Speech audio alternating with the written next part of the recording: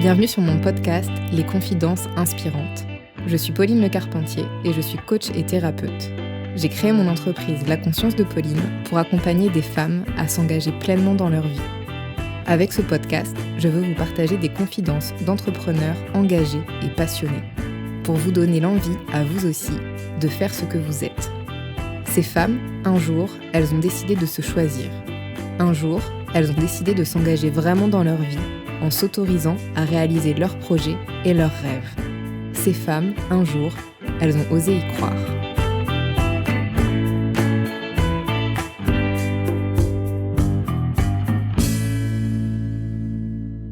Bonjour Anne-Claire. Bonjour Pauline.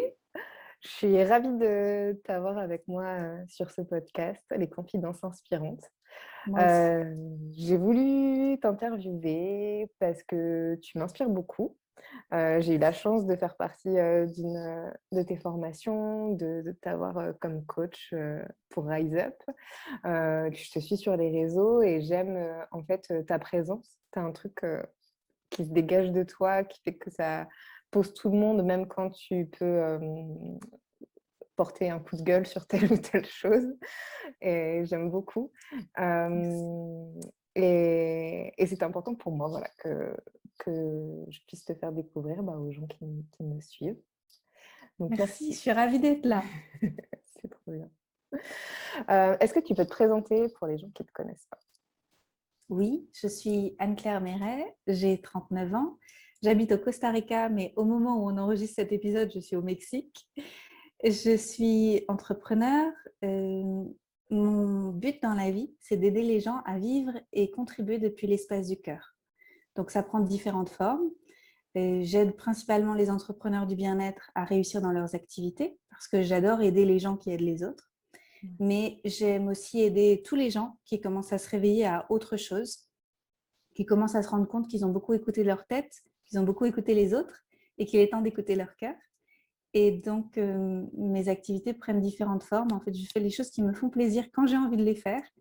Et ce que j'aime le plus au monde, c'est créer des choses pour aider les gens. Donc, j'écris des livres, je fais des programmes en ligne, j'ai des formations, je partage des choses sur les réseaux sociaux, j'ai un podcast. Et je sais pourquoi je me lève le matin, tu vois. Je me lève le matin et je me dis, c'est génial, je continue, je suis heureuse d'être là. Sans réveil. Voilà, sans réveil, c'est toujours mieux. Ouais, c'est ça. En fait, quand on t'entend et puis quand on voit un peu ton parcours, tu suis le flow en fait. Oui, du mieux que je peux, parce que je suis quand même... Ouais. J'étais hyper contrôlante, Ouais. mais parce que la peur, c'était Ouais. juste parce que j'avais peur. Et donc, de plus en plus, j'arrive à écouter la différence entre mon besoin de connaître le futur et de m'organiser, de structurer, d'anticiper, parce qu'en fait, c'est pratico-pratique de le faire. Comme là, je suis en voyage, donc on doit bien s'organiser un minimum. Ouais. Et en même temps, le flow, c'est-à-dire les appels de la vie. Qu'est-ce que la vie m'amène à découvrir, à quoi je dois faire de la place, qu'est-ce que je dois écouter comme message pour continuer à avancer, qu'est-ce que je dois créer pour pouvoir être à ma place et puis contribuer depuis le bon espace. Donc, voilà, c'est une danse entre, entre la tête et le cœur. Et des fois, il y a des choses qui s'arrêtent, du coup, pour faire de la Oui, place. forcément, on ne peut pas toujours... en fait, on est illimité, mais aujourd'hui, on vit dans un espace-temps qui n'est pas illimité et il faut faire des choix. Et donc, il y a des choses aussi qu'on doit interrompre, cesser de faire pour pouvoir accueillir le nouveau, faire de la place et se renouveler. Ouais. Comment tu le vis, ça, quand il faut arrêter des choses, faire de la place? Eh bien, ça dépend. S'il y a des choses sur lesquelles, il y a parfois, je suis soulagée parce qu'il y a des choses que j'avais plus très envie de faire et j'avais du mal à me l'avouer. Comme là, par exemple, donc j'ai un programme qui s'appelle D'école, que je fais depuis 5 saisons et on va le relancer encore prochainement. Et en fait, on voulait tout refilmer, on voulait tout refaire en fait à neuf et tout ça. Et quand on s'est rencontrés avec Julia, qui est ma copilote sur ce projet, on s'est regardé, on s'est dit, mais on ne va pas encore tout refilmer la même chose. Et il y avait une part de nous qui se disait, bah si, parce que d'école, c'est nous, c'est qui on est, on veut aider les entrepreneurs à décoller. Et puis on s'est dit, mais en fait, on a déjà fait tout ce qu'on avait à faire. On peut revendre les mêmes vidéos et puis nous, on passe à autre chose. Et ça n'a pas été facile, tu vois. On s'est Ouais. dit, mais oh là là, mais c'est sûr, les gens comptent sur nous, il y a 100 personnes sur liste d'attente, comment on va faire et tout. Mais nous, on a donné ce qu'on avait à donner. Donc, il va rester disponible. Mais Ouais. nous, on va créer autre chose parce qu'on évolue. En fait, on s'est transformé sur ces 3-4 dernières années. Et nous, on est prêtes pour créer autre chose, ensemble en plus. Ouais. Donc, c'est admettre qu'il y a un moment, il y a des pages qui se tournent, en fait. Et suivre cette nouvelle page, ce nouveau chapitre, voir ce nouveau livre, en fait. Ouais. Ouais. Ouais. C'est pas toujours évident, mais effectivement, quand on prend cette décision, c'est souvent un poids qui part. Ouais. On est là pour s'envoler, hein. On n'est pas là pour rester Ouais. sur le sol. Ouais. Ouais, c'est ça. Et une fois, je sais plus si j'avais lu ou si quelqu'un m'avait dit ça, mais ça m'avait beaucoup parlé. C'est quelqu'un a pris l'image d'un arbre, qu'un arbre, ça s'arrête jamais de grandir. Mm. Et que nous, c'est pareil, en fait. Que C'est des fois, on pareil. veut rester, tu sais, dans un truc très traditionnel, que le même emploi tout le temps, le même poste, tout ça, Ouais. alors que en fait, c'est contre nature. Exactement. Mais c'est aussi parce qu'on passe tellement de temps à construire une identité, qui on est, toutes nos couleurs, et à se présenter au monde avec cette identité, que quand on en change, quand on commence à en sortir et à évoluer pour devenir autre chose, on est perdu. En fait, on perd nos repères. Les gens en face, ils nous connaissent d'une certaine façon. Alors après, ils disent, mais t'as changé. Bah ouais, j'ai changé, en fait, Ouais. parce que c'est aussi le but de la vie. Et parfois, on a du mal à voir ça dans le regard des autres, en fait, et on a aussi peur de les perdre. Comme là, par exemple, si je reprends le cas d'école, donc un cas spécifique à l'entrepreneuriat, mais en fait, ce serait la même chose dans la vie personnelle. C'est si j'arrête de faire d'école, je suis qui? Parce que je suis Anne-Claire de d'école, en fait. Ouais. Donc, si je fais plus d'école, on va plus me connaître pour ça. Donc, est-ce que les gens vont quand même venir travailler avec moi? Tu vois, c'est ça. Mais bon, moi, je suis là pour me laisser pousser les ailes. Donc, Ouais. Et quand tu c'est es dans comme ces ça. phases-là, du coup, est-ce que tu aurais des conseils à partager? Quand tu es dans cette phase où tu sens qu'il faut que ça s'arrête, mais que tu es tiraillée parce que tu sens qu'en fait, c'est en train de muer finalement, il y a une part de toi qui s'en va pour laisser de la place à autre chose, tu fais quoi? D'abord, je précipite pas les choses. Je prends le temps. Dans ce cas particulier, par exemple, on s'est vu plusieurs fois avec Julien, on a fait des réunions, on a fait des brainstorming, on a jeté des idées sur le papier, puis on s'est dit, bon, on se revoit la semaine prochaine. Voilà. On ne prend pas une décision à la hâte, on prend le temps de réfléchir à qui on est en train de devenir, ce qui nous met vraiment en joie aussi. Ça, c'est une question qu'on s'est posée. Je lui ai dit, mais toi, qu'est-ce qui te mettrait en joie? Et elle me dit, ah, moi, je veux hypnotiser des groupes. Et moi, Ouais. je lui ai dit, mais moi, je veux coacher des groupes. Donc, Ouais. je veux faire du live. Je veux que les gens, ils arrivent, qu'ils me disent leurs problèmes et puis que je les challenge sur leurs Mm. difficultés en live. Et donc, je veux arrêter de faire des vidéos enregistrées sur les mêmes choses. Ouais. Et c'est revenir à, elle est où la joie? Mm. Qu'est-ce que tu as vraiment envie de faire? Qu'est-ce qui serait facile pour toi? Et c'est s'autoriser à suivre ça. Et donc, c'est suivre un peu la voie du moindre effort Ouais. et aller vers ce qui est fluide et facile. Contrairement à ce que la vie souvent nous a imposé, hein, parce que ce n'était pas fluide et facile d'aller à l'école, d'apprendre les matières qui nous étaient imposées, de faire les devoirs, de se Mm. comporter comme on nous a demandé de nous comporter à la maison, mais ça dépend des parents qu'on a eus. Et puis, le système corporate, de travailler dans les entreprises, c'est pareil, ce n'était pas Ouais. fluide et facile. Donc là, c'est apprendre une autre façon. Ouais, c'est ça que la question que je me posais, c'est la vie ou c'est la société, le système qui est difficile. La société. Parce qu'au C'est... final, la vie, elle s'adapte. Ouais, ouais, la vie s'adapte. Mm. Qu'est-ce qui te challenge le plus actuellement? Actuellement, oh, peut-être le temps. Ma relation au temps. Donc, c'est marrant parce que j'avais l'impression d'avoir fait la paix avec ma relation au temps. Euh, donc, souvent, je fais appel à la déesse du temps. Je me répète des mantras en me disant il y a toujours assez de temps pour faire tout ce que j'ai envie de faire et tout ça. Et comme là, on est en voyage et que je prépare la rentrée, je me sens un peu pressée par le temps. Je me dis, est-ce que j'ai assez de temps pour faire tout ce que j'ai envie de faire parce que j'ai plein de projets et tout. Euh, je sais derrière ce que c'est l'invitation. Donc, j'ai déjà compris un peu comment le transmuter. C'est Ouais. mieux déléguer. D'accord. Donc, aujourd'hui, j'ai une équipe qui travaille avec moi et il y a encore des trucs que je garde pour moi, tu vois, que j'ai du mal à lâcher.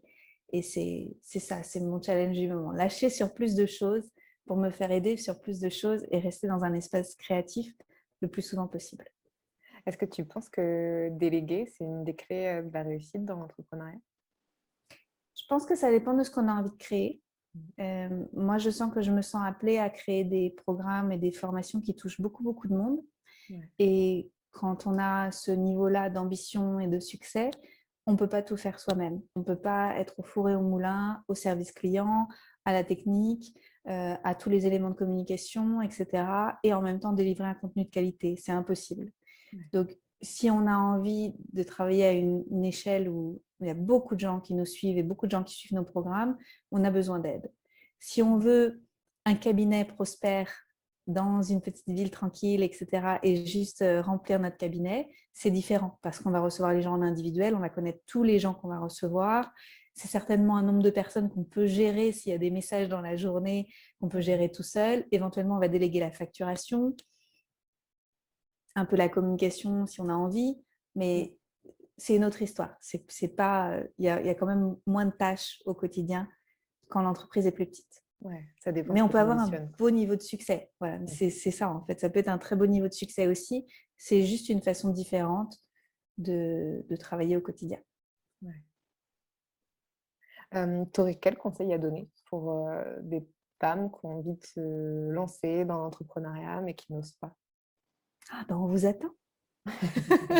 En fait, on vous attend parce que, alors bon, moi je suis biaisée hein, parce que forcément, de par mon histoire, donc j'étais très très attachée au fait d'être salariée parce que j'avais très peur d'être entrepreneur. Ça fait un peu plus de 10 ans maintenant que je suis entrepreneur et ça fonctionne très bien pour moi. Et vis-à-vis de ce qui s'est passé ces dernières années dans le monde, c'est-à-dire qu'on a imposé des choses à beaucoup de salariés Ouais. qui ont dû soit les accepter, soit les refuser et perdre leur emploi, on s'est bien rendu compte que là où on pensait que la sécurité de l'emploi se trouvait, elle n'est plus. Ouais. Et aujourd'hui, pour moi, si on veut être une personne souveraine, on crée ses propres activités et on devient entrepreneur. Et après, on se met au service des entreprises ou des particuliers, etc. On peut faire quasiment tout le monde, pas tout le monde, mais quasiment tout le monde peut faire le même métier qu'ils sont en train de faire aujourd'hui en tant qu'entrepreneur. C'est juste Ouais. un choix. C'est juste de le Ouais. décider. Et je sais que pour faire la bascule, c'est difficile parce que c'est un autre état d'esprit, parce que d'un coup, on va se retrouver en solo, on va devoir prendre toutes les décisions. Et donc, c'est un niveau de responsabilité qui est vraiment différent. Ouais. Et, mais c'est un chemin de souveraineté, en fait. C'est un chemin de souveraineté et ça veut dire que tous les matins, quand on se lève, on est obligé de… Alors, en français, il n'y a pas trop d'équivalent de show up, tu vois, de donner son meilleur. Ouais. De se lever et d'y aller, quoi. On ne peut pas être implanqué sous la couette, Ouais. on ne peut pas dire qu'on est malade à son patron parce qu'en fait, c'est nous le patron, en fait. On ne peut pas aller au boulot et puis en fait jouer aux cartes sur notre écran pendant que personne ne regarde parce qu'en fait, c'est pareil, c'est nous le patron. Et si on ne travaille pas, il ne va pas se passer grand-chose. Ouais. Et donc, ça nous oblige à devenir une personne plus responsable et ça nous fait vachement grandir. Ouais. Donc, je dirais, allez-y. Et vous allez voir, vous allez vous rencontrer sous un nouveau jour comme vous ne vous connaissez pas encore. Ça donne confiance. Je ne sais pas Ouais. si tu as pu ressentir ça, mais moi, clairement, c'est ce que j'ai pu ressentir. Je ne me serais pas crue capable de tout ce que j'ai fait depuis que j'ai mon entreprise. Pareil. Et ça me fait penser à une question. Est-ce que quand tu étais petite, par exemple, tu te voyais entrepreneur? Oh non, pas du tout. Pas du tout. Pas du tout, non. Je me voyais danseuse, comme beaucoup de petites filles. Ouais. Et je me voyais écrivain. Donc, quelque part, un écrivain, il est un peu travailleur indépendant, quoi. Et je me voyais dessinatrice, mais je pense pas. Je ne sais pas si je me voyais dans une entreprise ou en solo. Donc, Ouais. éventuellement, si ça peut être des métiers un peu solo. Ouais, Et il y a quand même un après, peu d'indépendance là dans ouais, quand les même. Hein. métiers que tu quittes. Et après, à cause des séries américaines, je me voyais businesswoman, apporter des tailleurs, etc. Mais beaucoup plus, tu sais, dans une entreprise, quoi. Aller dans Ouais. une tour. Aller travailler dans une tour. Pareil. Voilà. pareil. Et maintenant, je vis à la campagne. Tout va bien. Rien à voir. Qu'est-ce qui te passionne le plus dans ton activité? C'est réveiller le feu à l'intérieur des gens. En fait, on a tous et toutes une flamme qui brûle, tu sais, le feu de la vie, la capacité à entendre les messages de la vie, à les suivre, à rencontrer des synchronicités, à faire des grandes choses. Quand je dis des grandes choses, c'est pas toujours à une échelle internationale, etc. C'est des grandes choses pour aider les gens autour de nous et qui ont un impact, en fait, sur les gens autour de nous. Et il y a beaucoup de gens qui ont oublié ça. Il y a beaucoup de gens qui se contentent d'une vie qui est moyenne, où ils ne sont pas très heureux, mais comme ils n'ont pas à se plaindre, tu sais, je n'aime pas du tout ces phrases-là, c'est « j'ai pas à me plaindre ». Et bien, ça ne suffit pas en fait. Et donc moi, j'aime bien réveiller cette flamme, on souffle, et puis on se rend compte que derrière « j'ai pas à me plaindre », en fait, il y a mieux. Et c'est se rendre compte que, oui, en fait, on peut tous et toutes se relever et puis créer quelque chose avec qui on est. Parce qu'on a toutes et tous des talents, on a des compétences, on a eu des belles expériences qu'on peut mettre au service de la communauté. Et si tout le monde le faisait, je pense que le monde changerait vite. Mais comme on est encore dans le moyen et qu'il y a une complaisance dans le moyen, une forme de médiocrité, n'ayons pas peur de le dire, c'est ça en fait je dirais que ça m'énerve. Donc ça répond, la solution en face, c'est de réveiller le feu à l'intérieur de chacun et chacune. Ça t'énerve parce que tu as pu y être confrontée, toi, dans ta vie? Parce que souvent, ça vient de croyances limitantes, issues de la société ou de la famille. Oui. Oui, donc voyons, allons convoquer la psychopathe en moi qui veut que la terre entière change. Donc, c'est pas arrivé pour rien. C'est arrivé parce que je suis née dans une famille qui était, pour moi, pas très heureuse. Et même si mes parents ont dit toute leur vie que ils n'avaient pas de problème, un toit sur leur tête, de quoi manger, un travail fixe, fonctionnaire et tout ça. Mais pour moi, ça vibrait pas le bonheur, en fait. Et toujours pas. Et d'ailleurs, ça s'est prouvé en fait ces dernières années avec la présence de maladies, d'alcoolisme. Ma mère s'est récemment ôté la vie.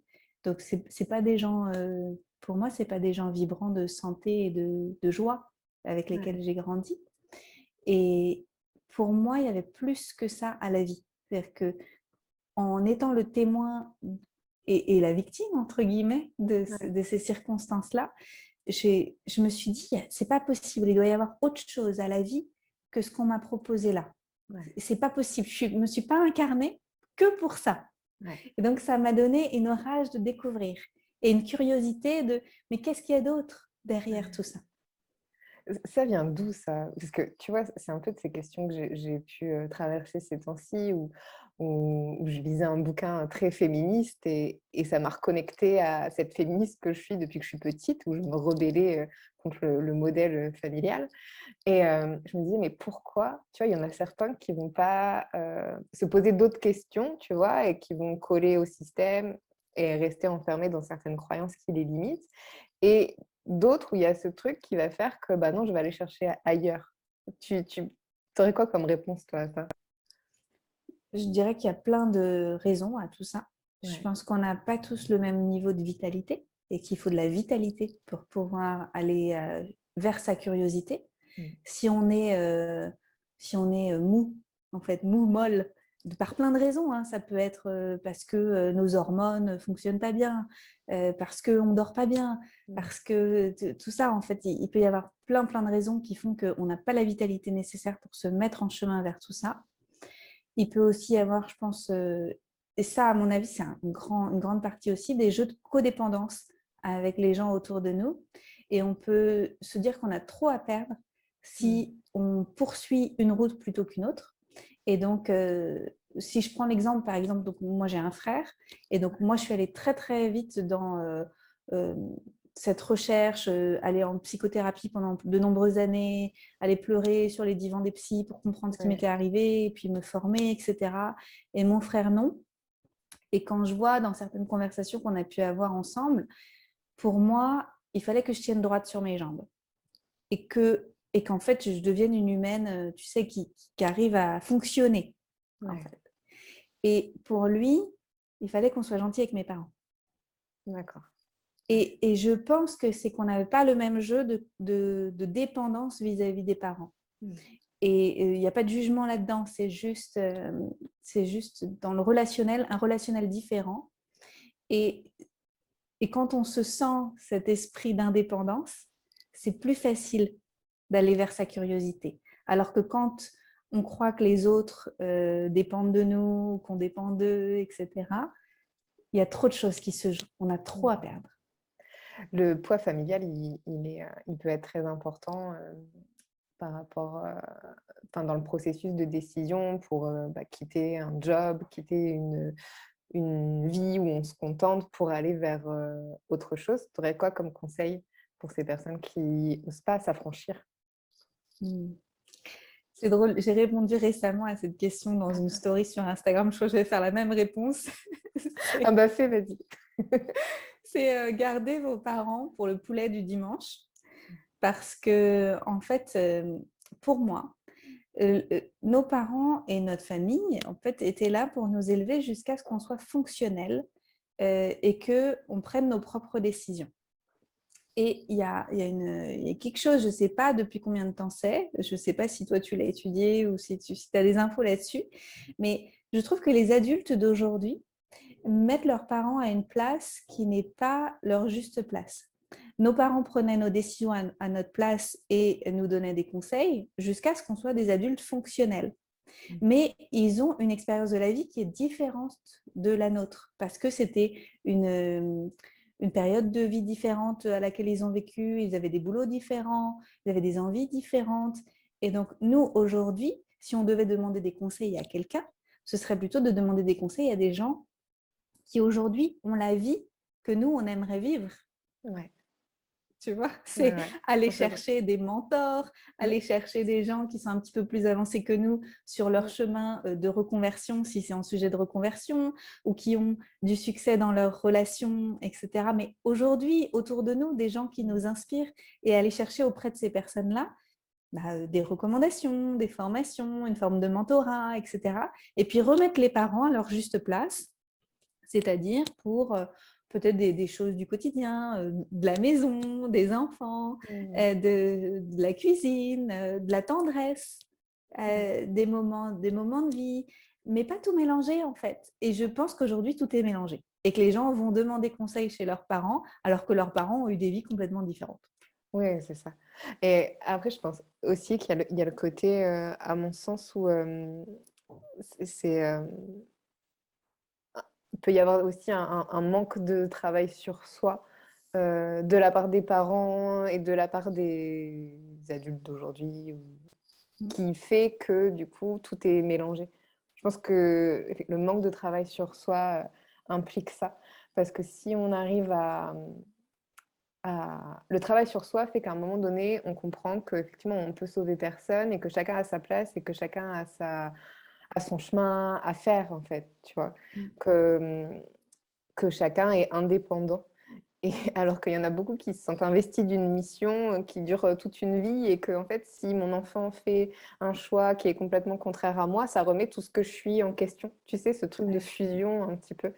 Alors que, en fait, si on se voit comme, moi, par exemple, je suis maman d'une petite fille de 3 ans, je me dis, je l'accompagne à ce qu'elle découvre qui elle est. Et elle sera peut-être, elle sera forcément différente de moi, en fait. Mais comment je l'accompagne là-dedans? Mais que tous ses choix sont faits à partir d'elle et ne sont pas contre moi, ou, enfin, tu vois. Et je pense que plus on travaille sur soi, plus on intègre ce truc-là. Exactement, oui. Et ça marche dans les deux sens, hein. Parce que moi, je vois bien, mais il faut se choper quand ça arrive. Je vois bien, donc moi j'écris des livres sur la santé naturelle et j'ai envoyé tous mes livres à mes parents. Et moi, j'attendais que mes parents me reconnaissent. Oh, c'est bien ce que tu as écrit, je l'ai lu, c'était bien. Mais je pense qu'en fait, ils n'ont pas lu. Parce qu'ils ne savent pas ce que c'est que du gluten, ils ne savent pas ce que c'est que s'ils ne connaissent rien du tout sur les mélanges alimentaires, les machins. Quand je leur en parle, ils font comme si, tu vois. Et donc, c'est dans les deux sens. C'est admettre que c'est pas aller chercher Il y a cette image que j'aime beaucoup d'Olivier Clerc, c'est les animaux dans la nature, ils vont chercher de l'eau dans une mare, tu vois. Et si à un moment, il n'y a plus d'eau dans cette mare, ils ne vont pas continuer de retourner à la mare où il n'y a pas d'eau. Ils vont aller chercher de l'eau là où il y en a. Ils sont très pratiques, les animaux. Et nous, voilà, moi, il a fallu que j'envoie 1 livre, 2 livres, 5 livres, 10 livres à ma famille et que 10 fois, je me dise « Ah, quand même, ils l'ont pas lu !»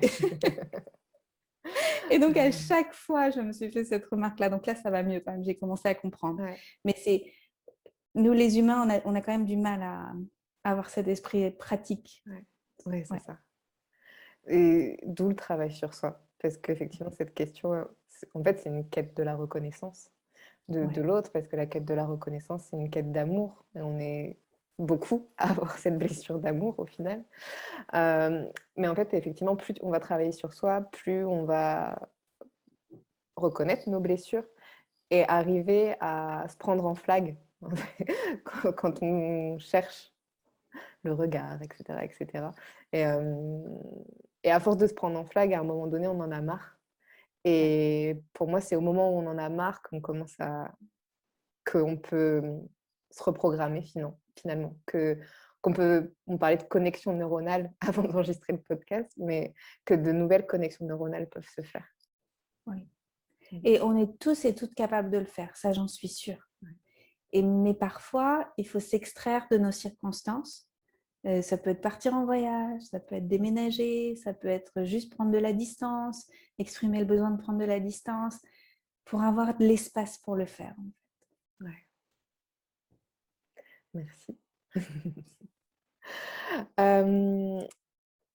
Alors, le podcast, j'interviewe des femmes passionnées et engagées. Donc ma question,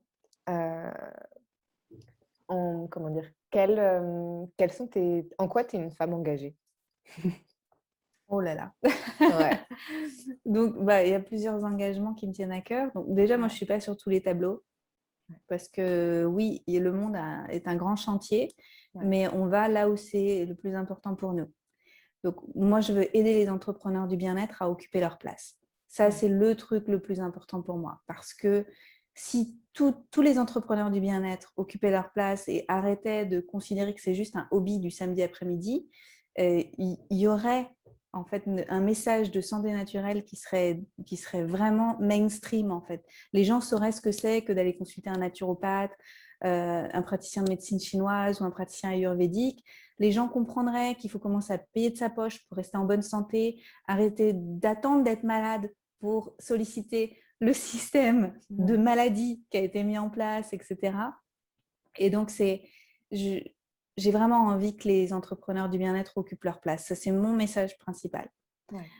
Ensuite, je dirais que c'est un peu... Mais pour moi, tout est un peu lié parce que si on se tenait tous et toutes debout, on aiderait l'humanité à se relever et à être en santé, en vitalité.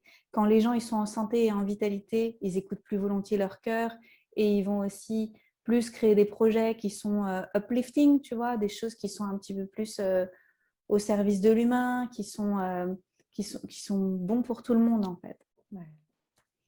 Et puis après, au-delà de ça, bon, bien sûr, avec tout ce qui s'est passé ces dernières années, moi, je suis pour faire des procès à Big Pharma.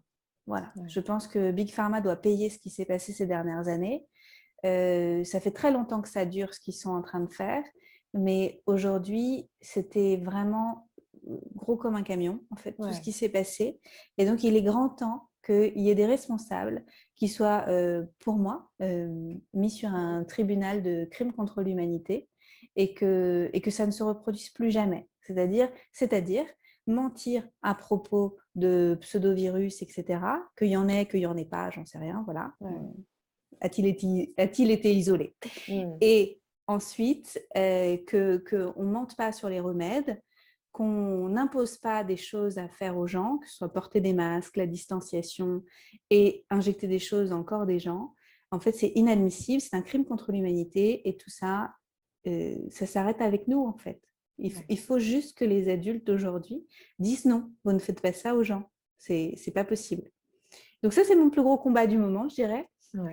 J'en parle pas tout le temps, j'en ai parlé beaucoup au début du Corona Circus. Ouais. J'en parle régulièrement quand même sur les réseaux, ce qui est très bien parce que ça fait du tri. En fait, Oui. j'avoue que quand ça fait longtemps que j'en ai pas parlé, les Ouais. gens sont choqués. Ils disent « Oh là là, mais qu'est-ce qu'elle dit, Anne-Claire? Je l'aimais bien. Je la suis depuis 3 semaines, je l'aimais bien. » Bah oui, Ouais. je suis désolée, mais c'est mon avis. Donc, Ouais. et si vous mettez des masques à vos enfants et qui sont tout petits et tout, excusez-moi, hein, mais vous n'avez rien à faire dans ma communauté. Parce qu'en Ouais. fait, je suis contre ça. Pour moi, ça me fait mal. Ça me fait mal. C'est Ouais. inadmissible. Donc T'es voilà mes pour plus gros la... combats. T'es pour la liberté d'être, finalement. Pour la liberté d'être et au-delà de ça, parce que je ne suis pas tant que ça pour la liberté d'être quand tu regardes, parce que par exemple, si tu mettais des masques à ta fille de 3 ans, je Ouais. ne serais pas pour la liberté d'être. Je serais pour qu'on Ouais. t'impose d'enlever le masque Ouais. à ta fille de 3 ans. Ouais. Donc, en fait, je suis pour la justesse. Et pour moi, on est sorti de la justesse avec tout ce qui s'est passé. Donc, c'est... ouais. Tu as allumé mon feu, là. Merci, Pauline. Ouais, j'ai vu.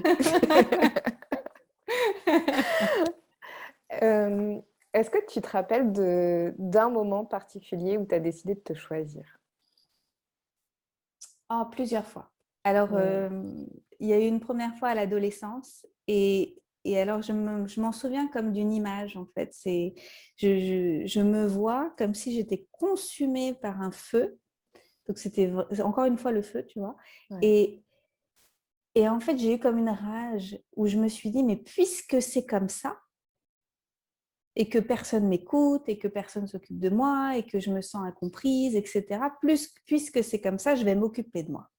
Ouais. Et donc, il y a eu un premier shift à l'adolescence. Je pense que je vais peut-être avoir 16 ou 17 ans. Et puis après, ça a été face à des déceptions. Déceptions professionnelles ou déceptions amoureuses ou des choses comme ça, où à chaque fois, ça m'a réorientée, où je me suis dit, mais puisque c'est comme ça, Mm. tu vois, à chaque fois, je me suis remise debout. Ouais. Donc en fait, chaque période de vie où au début, quand tu es dans le creux de la vague, tu peux être en rébellion contre toute l'humanité, et après tu te rends compte que c'était pas plus mal. Voilà, c'est ça. Mais tout comme si je reprends le cas de la crise actuelle qu'on est en train de Ouais. traverser, je me suis dit, mais puisque c'est comme ça, je ne vais plus vivre en ville, je ne vais plus me confronter avec, pour moi, des imbécilités, etc., des choses qu'on Ouais. m'impose et tout. Donc, si j'arrête d'être déçue de l'extérieur, qu'est-ce que je crée pour ma vie à moi, en fait? Ouais. Et c'est ce que j'ai fait en déménageant au Costa Rica, en allant vivre dans une petite ville toute tranquille, paisible, avec des gens réveillés autour de moi, etc., Mm. proche de la nature. Et finalement, j'ai une vie beaucoup plus saine et beaucoup plus équilibrée. Ouais. Et c'est là que l'entrepreneuriat permet ça. Ah oui, c'est la liberté. C'est ça. Mhm.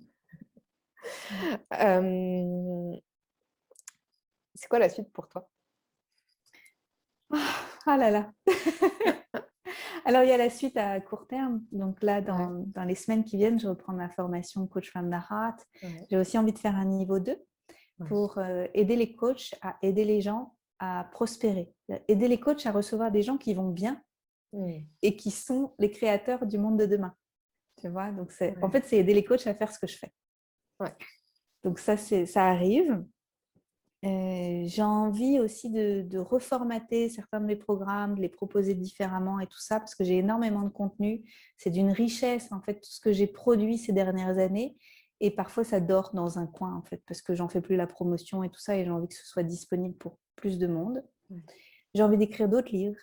Donc là, je suis en train d'écrire un livre qui sortira après le livre qui va sortir à peu près au moment où le podcast va sortir. Okay. Donc, Réussir en tant qu'entrepreneur du bien-être sort à l'automne. Et puis ensuite, il y aura d'autres livres qui vont arriver en français et en anglais. Et puis, pour la suite, après, je voudrais créer des centres de soins.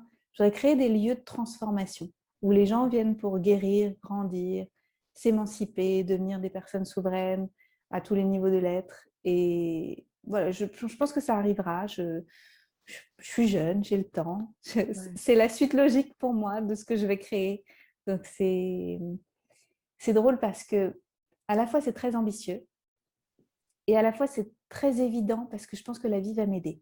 tu vois. Ouais. Je me dis, si moi, je suis engagée vis-à-vis de moi, que je me lève le matin, que je suis engagée, que je disparais pas, tu vois, je continue à créer, je m'engage vis-à-vis des gens que j'ai envie de servir, en fait, ça va arriver. Et je n'ai pas besoin de savoir tout comment ça va arriver.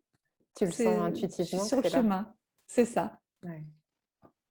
C'est C'est fort ça la ça aussi, suite. de rester connecté tout le temps à ça. Intuitivement, on le sait, c'est pas le moment tout de suite, mais on sait que ça va arriver et finalement, ça permet d'avoir cette foi. Oui. Et aussi, aujourd'hui, je réalise que si ça arrivait trop tôt, je ne serais pas forcément prête. Mmh. Tout comme si il y a 5 ans, tu m'avais donné un chiffre d'affaires de 500 000 euros par an, j'aurais pas été prête. Si tu m'avais Ouais. donné presque 20 000 followers, j'aurais pas été prête. C'est souvent les entrepreneurs voudraient que les choses arrivent plus vite, mais en réalité, plus tu as de followers, plus tu as de messages, plus tu as de chiffre d'affaires, plus tu as de facturation et de choses pratico-pratiques à gérer. Plus, en fait, il y a un temps organique pour devenir la personne qui pourra gérer tout ce qui va arriver dans les projets futurs. Ouais. Et aujourd'hui, j'ai de la gratitude pour le chemin. Et je me dis, c'est OK que tous mes projets soient panés parce que je ne suis pas encore devenue celle qui peut les porter. Ouais, c'est ça. C'est des phases d'intégration à chaque fois, intégration, stabilisation, et ça permet de, comment dire, de se consolider pour prendre de l'élan pour après. Exactement, c'est ça. Mm. Petit à petit, il y a une sagesse dans tout ça. Ouais, je vois. Je suis Ouais. de la même team. Aussi, voilà. Ouais, ouais, ouais, tranquillement. Ouais. Mais effectivement, chaque chose en son temps, quoi. C'est important. Ouais. Et tu sais, je pense que le monde, il va tellement changer que Mm. c'est très difficile aujourd'hui, avec qui on est et avec ce qu'on peut voir du monde, de se représenter de qui on va être dans 2 ans, dans 5 ans. Parce que pour moi, il va se passer des grandes choses dans les années qui viennent. Ouais. Et donc, on va occuper des rôles qui vont être très importants. Parce Mm. qu'on avait vu que le monde était upside down et qu'il y avait des choses à remettre à l'endroit. Parce qu'aujourd'hui, on est plutôt OK à gérer notre émotionnel et on n'est pas trop réactive. Et donc, on va pouvoir l'idée, en fait, ouvrir des chemins, ouvrir des voies, aider les gens à se remettre debout et à devenir créateurs, créatrices de, de tout ce qu'on va ouvrir ensemble demain comme chapitre. Et Mm. c'est, voilà, j'arrive à l'imaginer un petit peu, mais tant qu'on n'y est pas, Mm. c'est difficile de me représenter exactement le rôle que je vais avoir. Et comme toi, j'imagine le rôle Ouais. que tu vas avoir dans les années qui viennent. Et en même temps, tu penses pas que c'est déjà là? C'est déjà là, mais à une plus petite échelle, tu vois. Je pense que Ouais. ça peut arriver très vite que ce soit à une grande échelle. Ouais.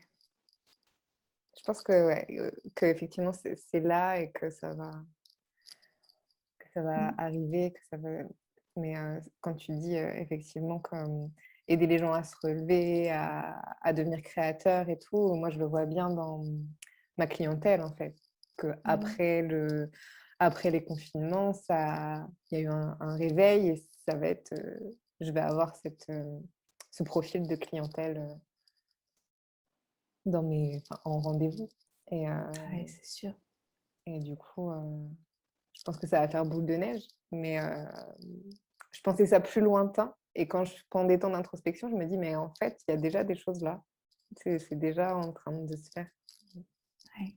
C'est déjà là. Et en même temps, tu vois, c'est déjà là et on peut le gérer à l'échelle que c'est aujourd'hui. Ouais. Et 2023-2024.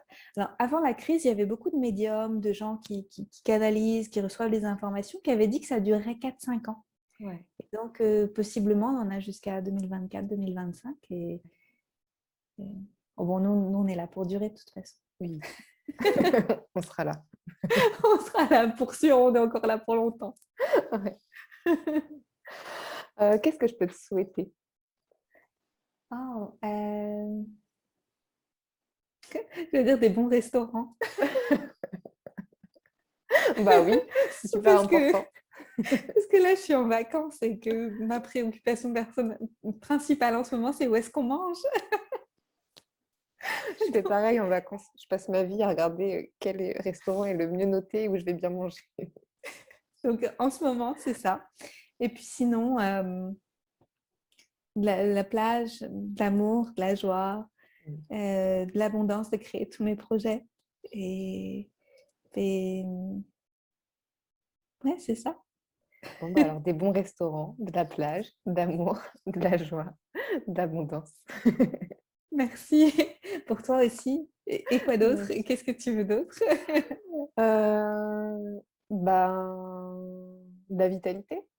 La Aussi, vitalité. super Ouais, important. ouais. Mais plage, amour, joie, abondance, t'as fait un très beau panel, hein. Ça me va bien aussi. Ouais.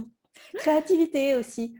Ouais. Créativité parce que je pense que finalement la créativité c'est souvent la réponse face à des challenges de vie. C'est juste comment on peut voir les choses différemment et être créatif pour transmuter tout ça et créer autre chose. Donc c'est un ingrédient important. Ouais. Que j'ai beaucoup dans les phases de vide. Je sais pas si tu le vois ça. Oui, il faut faire de la place pour être Ouais. créatif. Ouais, tout à fait. Merci beaucoup Anne-Claire. Avec joie, merci à toi.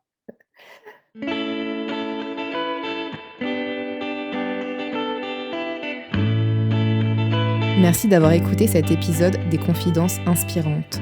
Je vous invite à le partager autour de vous pour diffuser plus largement ces messages qui donnent envie d'y croire et d'entreprendre. Vous pouvez également me retrouver sur les réseaux sous le nom La Conscience de Pauline et sur mon site internet www.laconsciencedePauline.com. À bientôt pour un nouvel épisode.